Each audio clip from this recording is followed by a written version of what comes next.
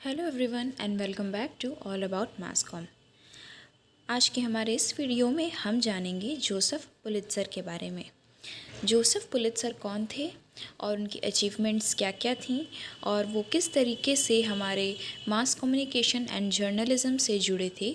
आज के हमारे इस वीडियो में हम ये सब जानेंगे। तो चलिए अपना आज का वीडियो शुरू करते हैं। तो बच्चों, जोसेफ पुलित्ज़र आखिर थे कौन? आप में से कई लोगों ने मास कम्युनिकेशन एंड जर्नलिज़म की फील्ड में जो हैं उन लोगों ने ज़रूर कहीं ना कहीं इनका नाम सुना होगा। तो बच्चों, जोसेफ पुलित्ज़र प्राइज़ होता है एक, जो जर्नलिज़म की फील्ड में बहुत अच्छा कार्य करते हैं उन्हें वो दिया जाता है।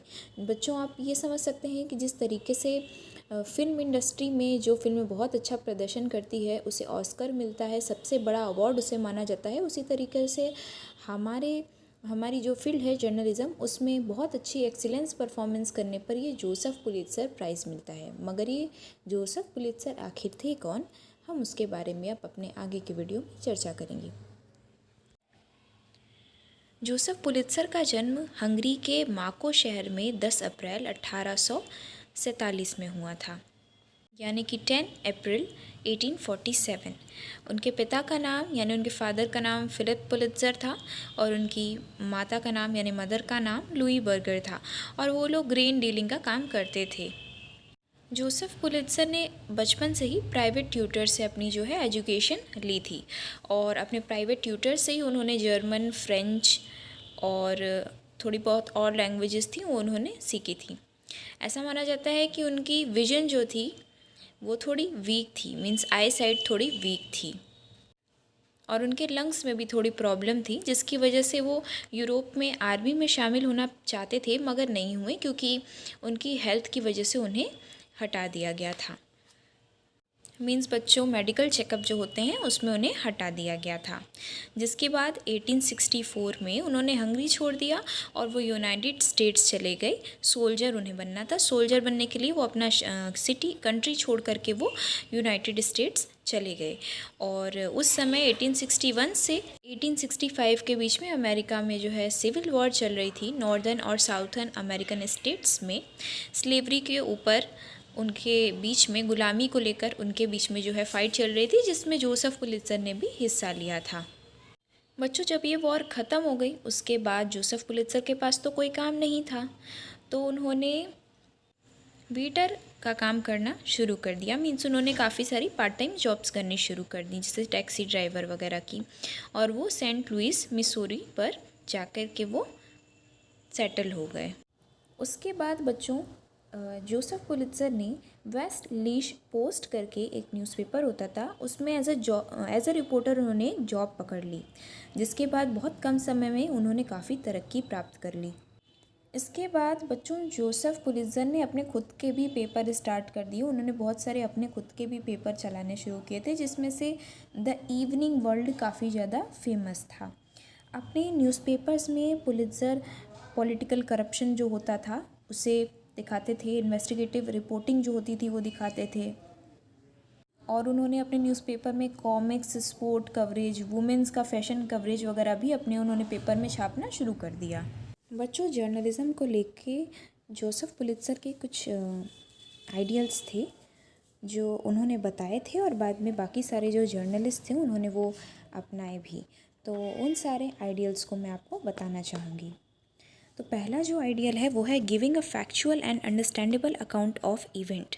मतलब किसी भी इवेंट के बारे में अगर आप बता रहे हैं तो फैक्ट होना चाहिए उसमें और अंडरस्टैंडेबल होना चाहिए जिससे आप समझा रहे हैं, यानी हमारी ऑडियंस जो भी आप कोई भी न्यूज़ के बारे में अगर बता रहे हैं तो उसमें फैक्चुअल होने चाहिए, फैक्ट्स जो हैं होने चाहिए।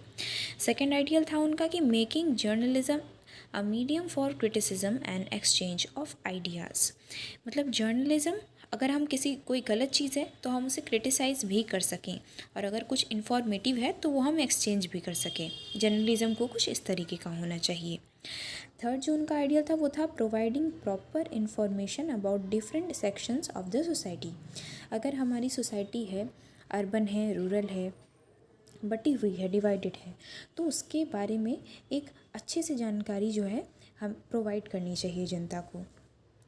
हमारा जो फोर्थ आइडियल है बच्चों वो है presenting societies recognition and goals.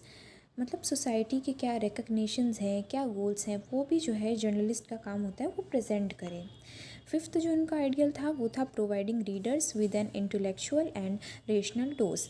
जो भी चीज़ें हैं जो हम प्रेजेंट कर रहे हैं हमारे रीडर को या फिर जो टीवी देख रहा है उसको, बेसिकली जो न्यूज़ होती है तो वो इंटेलेक्चुअल होनी चाहिए एंड रीज़नेबल होनी चाहिए। कोई भी न्यूज़ चला करके सिर्फ अगर दिखानी है इस तरीके से नहीं होनी चाहिए। तो बच्चे जो पुलित्ज़र थे वो करप्ट गवर्नमेंट से फ़ाइट करते थे और उनके बारे में वो अपने पेपर में छापा करते थे।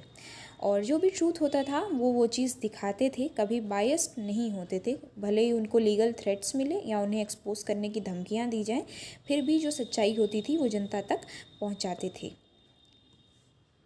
आगे चल कर के बच्चों पुलित्ज़र ने $2 मिलियन जो हैं वो 1903 में कोलंबिया यूनिवर्सिटी को दान किए और वहाँ पर स्कूल ऑफ जर्नलिज्म खुला।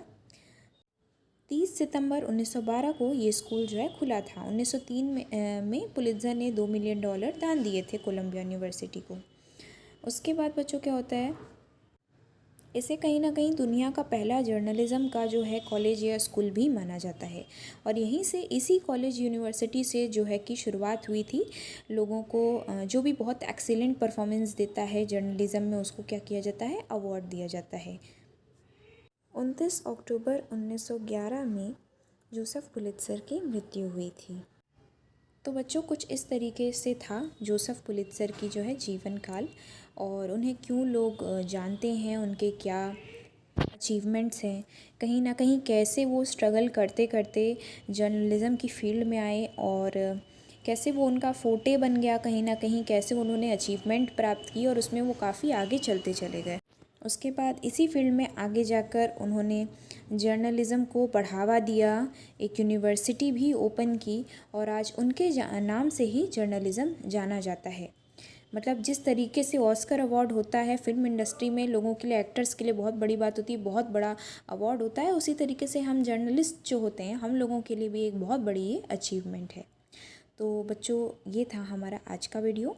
अगर आपको वीडियो पसंद आया तो आप कमेंट बॉक्स में ज़रूर बताएं मुझे, एंड आगे के वीडियोस देखने के लिए मेरे चैनल को सब्सक्राइब करें।